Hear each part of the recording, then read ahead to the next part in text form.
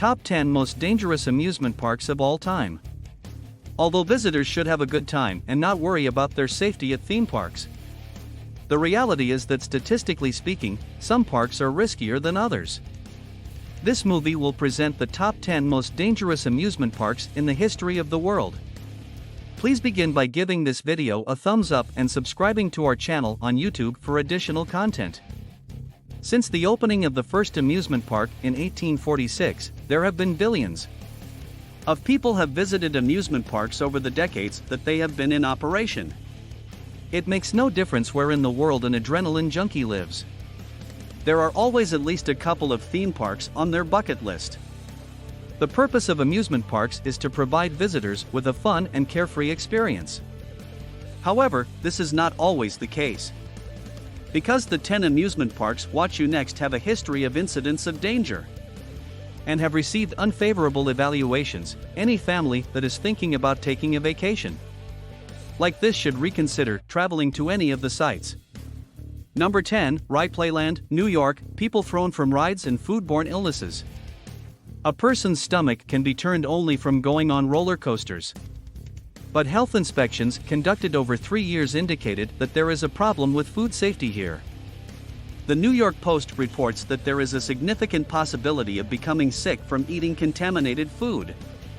A young girl was injured in 2004 when she was ejected from a ride that is still operational to this day. This is another factor that does not improve the situation. Number 9, Derby Racer Roller Coaster, Revere, Massachusetts. The first passengers boarded the Dune train in 1911. To put things into perspective, that was 1 full year before the introduction of the very first traffic light. It should not come as a surprise that the criteria for ride safety were a little laxer than they are now. During its 3 decades of operation, the roller coaster was responsible for the deaths of 3 persons, including the unfortunate crushing of 1 person to death, and significant injuries to dozens more. In 1936, in response to an injunction from the Supreme Judicial Court of Massachusetts, it was ultimately taken down. Number 8, Battersea Fun Fair, Big Dipper, London, England. Before it closed in May of 1972, the Big Dipper was one of the most popular attractions at the Battersea Fun Fair, which was one of the most prosperous amusement parks in Europe at the time. Because of this, one of the carts became dislodged from the haulage line, which caused it to careen backward and crash with another cart as it made its way back into the docking station. The accident resulted in the permanent closure of the Big Dipper and the deaths of 5 children and the injuries of 13 more. Number 7, Action Park Cannonball Loop, Vernon, New Jersey. I'm glad to say that Action Park is the kind of thing that could have only been created in a place like New Jersey, which is where I was born and raised. Even though it had been open for less than a month, the Cannonball Loop was by far the most embarrassing of the rides. All of the rides were ridiculous. It was a water slide that was enclosed, but it had a loop in it. The legend goes that while the people in charge of the amusement park were testing the ride using dummies, several of the test subjects came from the attraction having lost their heads and all of their limbs. Because the design was so ineffective, a hatch was built at the bottom of the loop to ensure that anyone who became trapped within it would be able to escape securely. It first opened its doors in the summer of 1985, but it didn't last more than a month before it was shut down. Number 6, Knott's Berry Farm Perilous Plunge. It's a fun truth, but if you build enough water rides with ridiculously steep drops from extreme heights, sooner or later the planet will experience some kind of catastrophe. While riding the well-known amusement park ride in 2001, this tragic event took place. Lori Mason Lores, then 40 years old, was somehow able to free herself from the restraints she was wearing and fell more than 100 feet to her death. The ride remained operational until 2012, at which point it was taken down and demolished to make way for the construction of new attractions. Number 5, Waterworld Bonsai Pipeline, the city of Concord in California. In 1997, 1 student was murdered and 31 others were injured when an overcrowded version of a famous attraction at an amusement park collapsed due to the presence of too many high school seniors.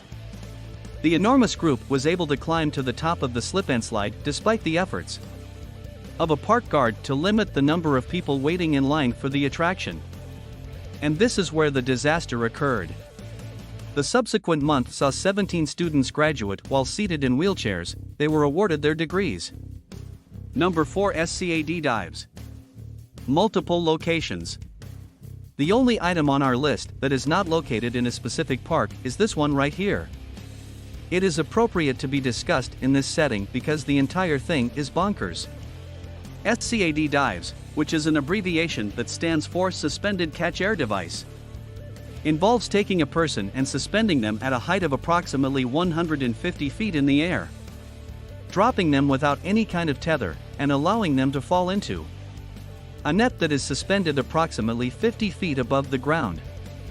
The rides have a long history of accidents, including individuals being dropped without the net in place to catch them, and some even missing the safety net completely. These incidents have occurred on multiple occasions. Number 3, Action Park Kayak Experience. Vernon, New Jersey. The staff members at Action Park in Vernon, New Jersey. Yep, the same ones who designed the Cannonball Loop for us, came up with the idea to provide their visitors with an experience that is similar to whitewater kayaking but does not involve true whitewater rapids. Things did not go quite according to the blueprints that were drawn out. While attempting to regain control of his capsized kayak, a customer tragically lost his life when he touched an exposed electrical line and was subsequently electrocuted. You are probably wondering, what were exposed electrical wires doing on a water ride at an amusement park? It turned out that using massive electric fans to stir up the turbulent currents was the simplest method to simulate the exciting whitewater rapids and fleeting rush that comes with whitewater kayaking. Number 2, the Grave Pool in Action Park. Vernon, New Jersey.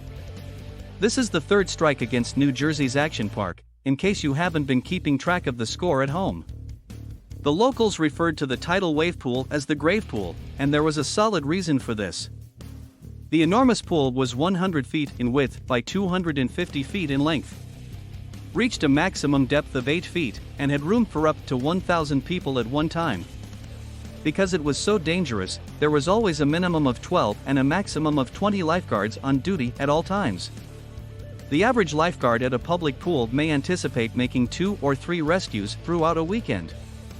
But the lifeguards at Grave Pool typically make close to 30. Grave Pool was responsible for the deaths of 3 swimmers between the years 1982 and 1987. Despite the best efforts of those who tried to protect them, it was eventually modified to be shallower and easier to handle. And to this day it is still in operation under the name High Tide Wave Pool. Number 1, Middlemore Water Park Human Trebuchet. Somerset, United Kingdom. It shouldn't come as a surprise to anyone that a group of engineers in the United Kingdom decided to construct a catapult, yes, a medieval weapon used to destroy enemies in battle, and shoot plague-ridden corpses over walls, to launch living humans through the air for the sake of entertainment. Participants who were willing to take part in the activity were charged the cheap low sum of $70 and were launched 75 feet into the air, entirely unsecured and without any protection, in the direction of a freestanding net that was strung over the ground. What are the worst-case scenarios that could occur? In the year 2002, an undergraduate student at Oxford University, aged 19, died after being thrown through the air and failing to reach the safety net at any point. Although it is unclear whether or not the human trebuchet was shut down, we'd like to imagine that humanity eventually gained some common sense. Do you like this video? Please give your valuable feedback in our comments section. Also subscribe to our YouTube channel.